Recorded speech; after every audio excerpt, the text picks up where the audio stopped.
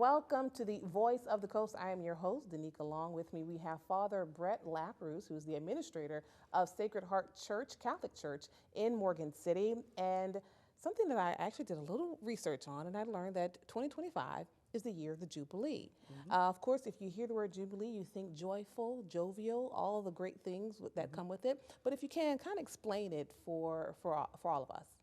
Yes, so the Jubilee comes from originally the people of Israel in the book of Leviticus, their Jubilee. So in the book of Leviticus, chapter 25, verses 10 through 14, God speaks to the people of Israel about a Jubilee year that's supposed to happen every 50th year. And the idea of the Jubilee is restoring land, forgiving debts. This idea of like forgiveness and restitution is something the people of Israel would engage in. And in the life of the church, that's come to mean a year of mercy, a year of more focused prayer, a year of pilgrimage. The year of Jubilee is always marked with pilgrimages to Rome, pilgrimages to holy churches with holy doors, and an idea for the people of God and the faithful to just engage more in prayer and to seek out a deeper relationship with our God, and also to just receive more of the mercy, especially through like the sacrament of confession and other forms of penance. Now, the beginning of this started in year 1300, and of course, it's kind of changed since then. It was every 100 years, then it's every 50 years, and now we're down to every 25 years. And today this year actually is a very special year because it is the year of the Jubilee. For a lot of local Catholics, particularly at Sacred Heart, makes it a really special site because it is designated as a pilgrimage site. And because they're part of the Diocese of Homa, there are other Catholic churches in the area, but Sacred Heart was actually chosen as one of those sites. Yes, and so it was in the Diocese of Homa Thibodeau, there was a decision made. Every diocese has the chance to make pilgrimage site churches.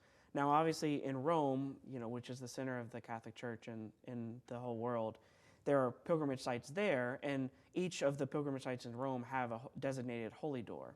In the dioceses, you might have some churches that have a holy door that are pilgrimage sites. You might have some churches that are pilgrimage sites that don't. For us, the way they determined that, and our diocesan leadership determined that, was obviously we have two cathedrals, one in Homa, one in Thibodeau. That's St. Francis de Sales in Homa, St. Joseph Co-Cathedral in Thibodeau. And then they decided to make three other churches pilgrimage sites, all of which are named after the Sacred Heart of Jesus. You have Sacred Heart in Cutoff, Sacred Heart in Montague, and then you have us, Sacred Heart, in Morgan City. That's why we were given that privilege, because of our namesake being the Sacred Heart of our Lord Jesus, which is like the symbol, one of the symbols within the Catholic Church of our Lord's mercy that's poured out for his people. So it's a great privilege. It's a beautiful thing. Definitely. And I mean, it all started pretty much in Rome, I think on Christmas Eve. Elsewhere, kind of on the 29th of December. And here, so it's symbolic to go through the holy doors. Are there holy doors at Sacred Heart?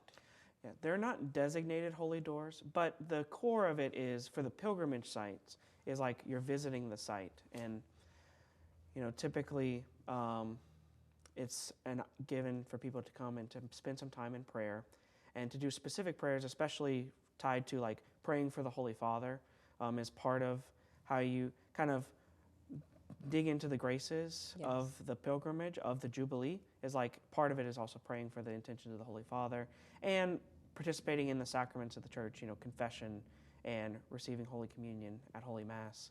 So unfortunately, we do not have a holy door, but the same kind of symbolism still applies of going to the holy site and praying for yourself, encountering the Lord, and also praying for the intentions of the church, There's every year, I guess there's different themes. There are Jubilees for marching bands, I learned. There's Jubilees for entrepreneurs, Jubilees for those who have mental health concerns. What is this year's Jubilee centered around? Yeah, the theme of the Jubilee year this year is hope.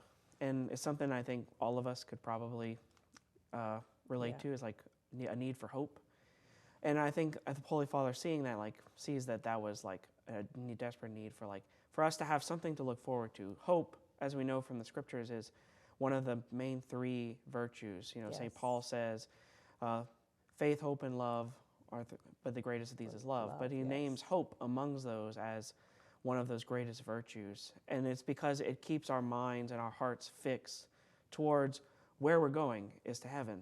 And so, like, it keeps our minds focused on eternity. And that's why in a world that is kind of chaotic, it's important to keep hope in mind. Yes, love it.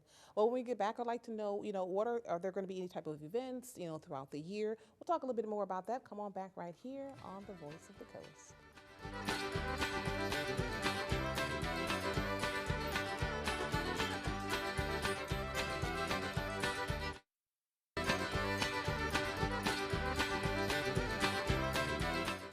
Welcome back to the Voice of the Coast. Again, I am your host, Danica Long. With me, we have Father Brett Lapeyrouse, who is the administrator of Sacred Heart Catholic Church in Morgan City, and it is the year of the Jubilee.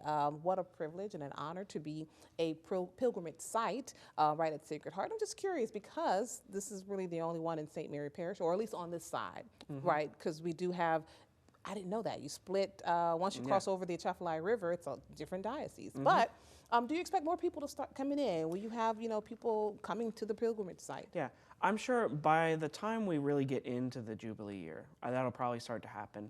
We kind of already have like a tour system set up at Sacred Heart, because we do get some tours, people coming from out of town, even out of state, to come and see Sacred Heart, just because it's a very historic site within the city itself. Yeah. However, I suspect once people really kind of get a feel, like it's kind of like we're just like ramping up right now. Once people really, like I know my mom and some friends of hers want to come and do all this pilgrimage sites, but it'll probably increase as the year goes on. Right. And you said that the church actually, it stays open for a good period of time, so you can go in at any time, just about, depending on the time, especially for those individuals who really and truly, because the emphasis is on renewing your relationship with God, and also, doing more confessionals, correct? Do you see that there will be people coming throughout the day? Yeah, I would certainly hope so, and I would encourage anyone, like we are indeed leave the church open roughly from about 6 a.m. in the morning, because we have Mass at 6:30 a.m. most days, until about 6:30, sometimes earlier, just depending on, we have to close the church at some point just for security reasons, unfortunately.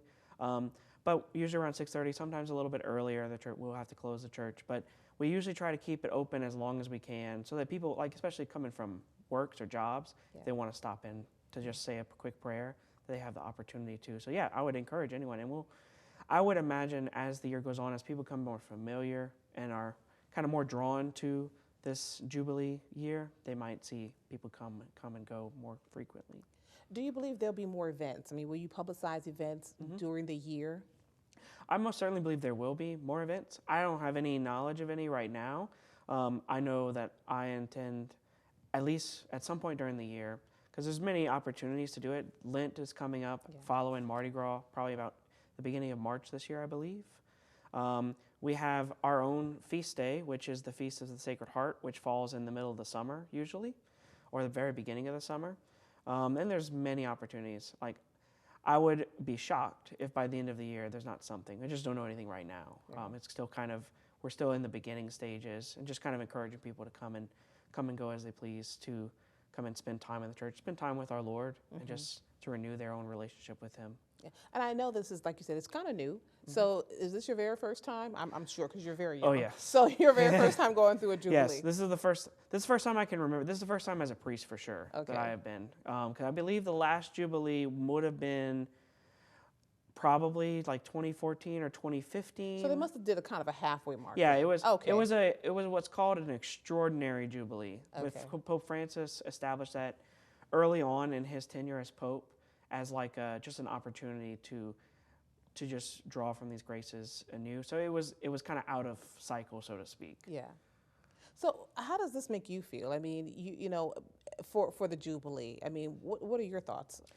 I'm really, I unfortunately, as I kind of mentioned, I kind of haven't really, still kind of learning, still kind of diving into all the history of it. But it's just a great opportunity. Anything like this is just a great opportunity to encourage people just to go deeper into their faith and their relationship with the Lord. I think is beautiful. I see it like, sometimes life can be kind of like, just you get used to the very mundane, and you get used to like the just day in, day out, and it can become kind of monotonous. And like kind of mentioned before, you kind of lose hope. Like, is there going to be something different? Is there something different waiting for me? Is there something beyond this? And so I think it's just see it as a great opportunity to encourage people like, no, there is. And there's a great opportunity to go deeper here. Give us the times that you host Mass so folks will know. Yes. So we have on the weekends for Sunday, we have what's called an anticipated Mass for Sunday on Saturday at 4:30 p.m. And then Mass is on Sunday at 8 and 11 a.m. and 6 p.m. Awesome. Thank you. Anything else? Yeah. Well, I was also going to say, we do have daily Mass Tuesday through Friday. That's at 6:30 a.m. I don't know if y'all are going to be up for that. Okay, no problem. Thank you so much. Take care. We'll see you guys. You guys come on back.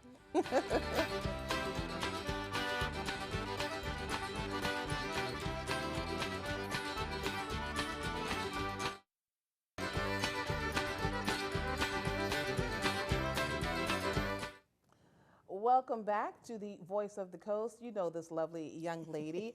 We have Beverly Domengeaux, who's the Executive Director with St. Mary Council on Aging. And as always, beginning of the year, so I love to do kind of a recap, a review of last year, and then what's the future looking like. So let's start off with 2024. How did it treat you?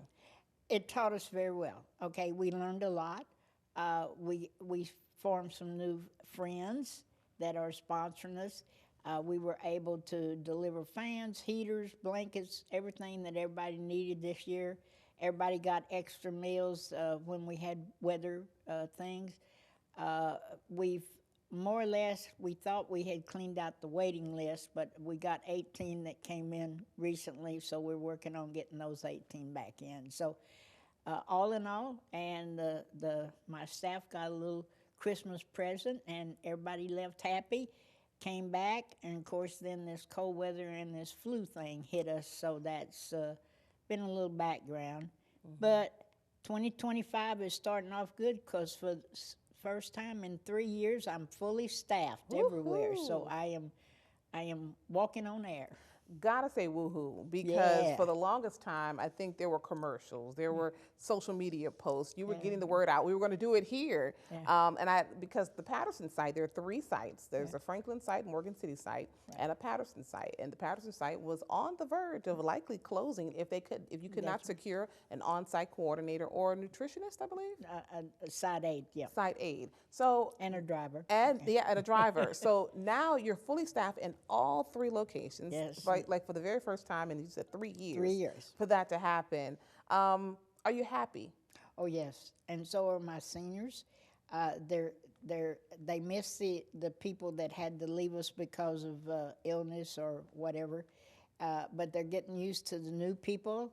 And everybody seems to be, all of our sites are picking up again. They're coming back for the lunches and going to our activities.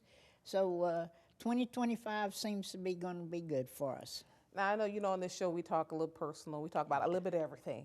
But you just had a birthday back in October of 2024, and we celebrated it. And when I say we, meaning the parish. Anybody who was out there, you could come on out. It was during a business after hours. That's correct. And it was in Franklin. We celebrated your birthday.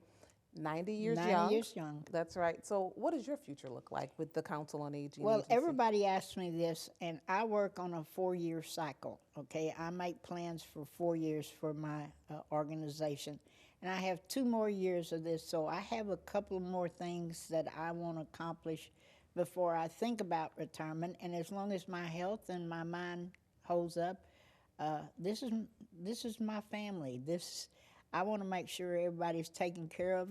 And I had a great phone call yesterday from a young lady that is a Franklin graduate, has left, is an engineer, and she and her husband are thinking about building some homes for seniors. Come on. Those tiny homes. Yes. Things. So she's going to be coming in, and we're going to talk and get with the city and the parish officials and see if we can't get some because that's one thing that's missing out of my goal is having housing for my seniors. Now, you know I like to have the first. I like to have the tea. So am I the first person with this information? That's it. All right. That's when I put that camera on me. Okay. Because y'all know I like to have it first. I want you guys to get the information first, and we got it first. So thank you very much for that. I can't wait to follow that along and get the development on that. I think it's much needed, especially affordable housing. Yes. So I think that's great.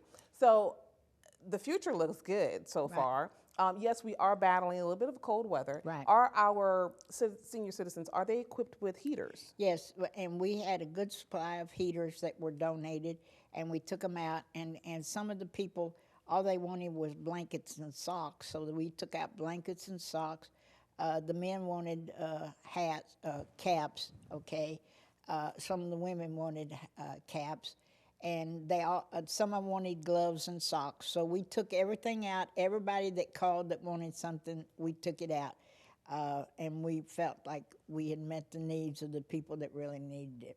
Good, so good. Also, just a word of advice, please stay in if you Yes. don't have to. We talked about that earlier, but we're going to talk a little bit more when we get back. So come on back right here on the Voice of the Coast.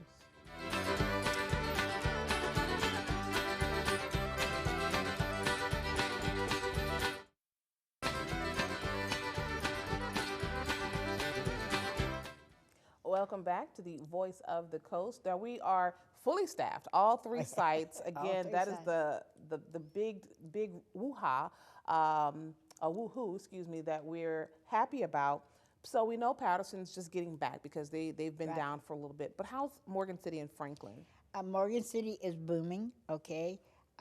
In fact, we're looking at finding a larger space for them because they're kind of outgrowing the space where we are. Oh, wow. They have a terrific group of people that love arts and crafts and like making things. So they're actually they're going to have a table at our Saturday meal to try to sell, and they're making things to sell to raise fund, and all that money goes back to buy their stuff so that they can make more Continue stuff. So doing it, yeah. they're really doing good. And Franklin is just our attendance at Franklin has almost doubled. We have a great team down there. They really and. I mean, she has some crazy stuff going on with the seniors, and they love it. And I have to thank the library in Franklin. They have been very good with our seniors, and they bring a group in once a month and do different arts and crafts. And then they just made me aware of they started if a senior wants to read, they can. They have a young lady that will bring the books to them, and that helps me out because it's somebody else that's visiting them, and they're getting to see other people. So the community is beginning to kick in and do things on all three sites and help us out. And we're very, very proud of that. Now let's talk about the community because I wanted to definitely open the door to that. Yes, that's great. People are starting to get it; they understand. But what else? For those who aren't really doing, or maybe don't know what to do, what do you need, or that people can provide? Well, that question was asked last night at the Berwick meeting. Okay. When I talk to my seniors, the main thing they miss is contact and verbiage, not texting, but actually sitting down, looking you in the eye, and talking. Okay, of course, they love to get little goodies, and you can't get them enough little Debbies, even though they're not supposed to have them. And everybody always first thing on their list is peanut butter crackers. Okay, so we know that. But the seniors just need to be able to be appreciated once more. Okay. The young people don't know how to talk to us. We don't know how to talk to them, okay? It's hard on my seniors, but of course it's hard on the young people too.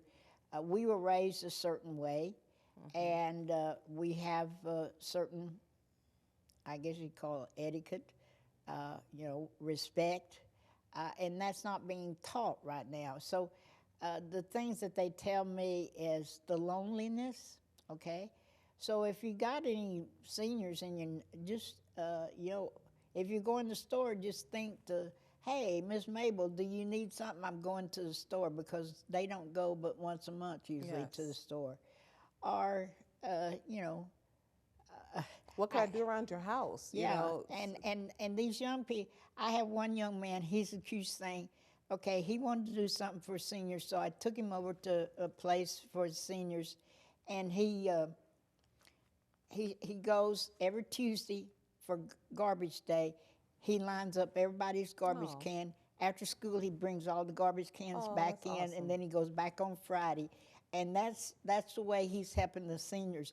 And it's just, they all want to pay him. He says, no, no, no, I want to do something for y'all. So that's, Awesome. I love it. So I will tell folks we won't put all the numbers out, but if you have social media, make sure to follow them, because each site has their own social media. That's the Patterson site, Morgan City, as well as Franklin, and of course it's Council on Aging, Beverly Domengeaux. Thank you so much Thank for you. coming, and this of course will not be your last time. So come on back, you guys. We'll see you guys next time. But also subscribe to us on Facebook. We are KWBJ TV 22.